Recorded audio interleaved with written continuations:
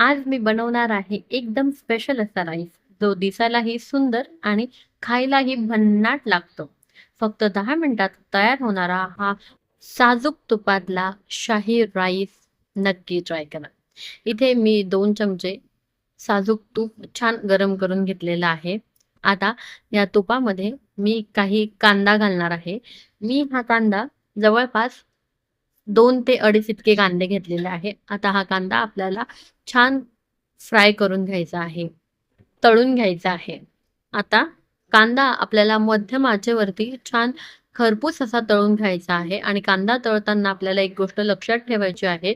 कांदा तळायला लागला किंवा त्याचा कलर चेंज झाल्यानंतर आपण हा लगेचच काढून घ्यायचा. कारण नंतरही कांद्यावरची प्रोसेस काही काळ चालू असते. त्यामुळे कांदा अशा पद्धतीने रंग बदलायला लागला, की तो लगेचच आपल्याला काढून घ्यायचा आहे.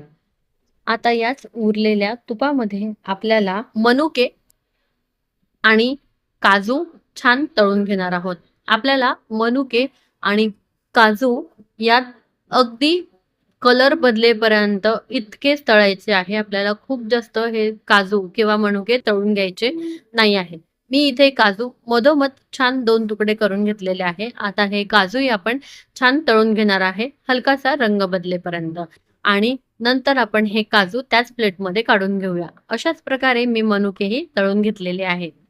नेहमी एकाच प्रकारचा राईस बनवायचा कंटाळा आला असेल किंवा काहीतरी वेगळं खायचं असेल, तर हा युनिक आणि अगदी चवीला भन्नाट लागणारा राईस तुम्ही बनवू शकतात. झटपट होतो आणि अगदी शाही असा फीलही देतो. आता याच उरलेल्या तुपामध्ये आपण आणखी 1 चमचा इतकं तूप घालून घेऊया आणि आता त्यामध्ये काही खडे मसाले घालणार आहोत. पाहुण्यांचा पाहुणचार करायला नेहमी व्हेजिटेबल पुलाव किंवा पनीर पुलाव किंवा मशरूम पुलाव असं बनवण्यापेक्षा कधीतरी हा पटकन होणारा आणि अगदी वेगळा असा तुम्ही राईस म्हणजेच साजूक तुपातला शाही बासमती राईस तुमच्या पाहुण्यांसाठी अगदी स्पेशल अशी ट्रीट ठरेल.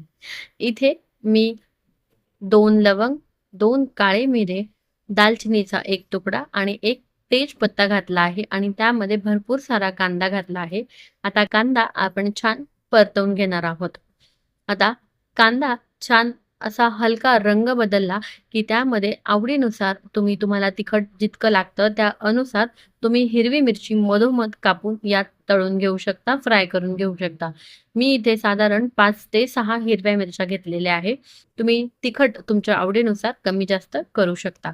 आता ही मिरची आपल्याला साधारण 3 ते 4 मिनिटं इतकी परतवून घ्यायची आहे. आता इथे साधारण 2 चमचे इतकी अद्रक लसणाची पेस्ट घातली आहे आणि तीही आपल्याला 3 ते 4 मिनिटं इतकी परतवून घ्यायची आहे. मी इथे 2.5 कप म्हणजे जवळपास पावशेर इतका बासमती तांदूळ धुवून छान भिजत घातला होता पाण्यामध्ये. आता हा पाणी काढून घेतलेला बासमती राईस आपण ह्या मिश्रणामध्ये सोडून देऊया आणि छान परतवून घेऊया. आता हे मिश्रण परतल्यानंतर आपल्याला शिजण्यासाठी यात पाणी घालायचं आहे. इथे आपल्याला गरम पाण्याचाच वापर करायचा आहे आणि मी गरम करून घेतलेलं पाणी यामध्ये घालून हा राईस शिजायला ठेवणार आहे.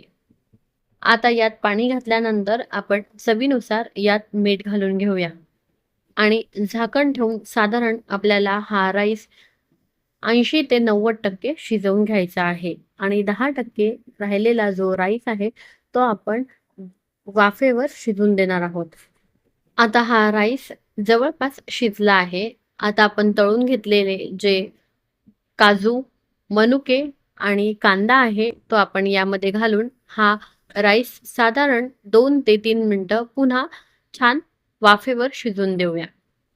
आता यामध्ये धुवून चिरून घेतलेली भरपूर सारी कोथिंबीर घालूया आणि हे मिश्रण एकदा छानपैकी हलवून देऊया आणि पुन्हा हा भात साधारण अर्धा ते 1 मिनिट झाकण ठेवून वाफेवरती शिजून देऊया आणि तयार झाला आहे आपला शाही युनिक असा साजूक तुपातील बासमती राईस. चला तर सर्व्ह करूया. बघा किती सुंदर आणि मोकळा झाला आहे हा. गरम पाण्याचा वापर केला तर राईस अगदी सुटसुटीत आणि मोकळा होतो. तुम्ही नक्की ट्राय करा आणि मला ही रेसिपी कशी झाली आहे हे कमेंट करून नक्की सांगा. अशाच सोप्या, टेस्टी आणि युनिक रेसिपींसाठी पंचपक्वान्न ऑफिशियल या यूट्यूब चॅनलला सबस्क्राईब करायला विसरू नका आणि हा व्हिडिओ जर तुम्ही इंस्टाग्राम किंवा फेसबुकवरनं बघत असाल तर पेजला फॉलो करायला अजिबात विसरू नका. पुन्हा भेटूया अशाच युनिक रेसिपींसोबत. तोपर्यंत स्वतःची काळजी घ्या आणि चविष्ट राहा.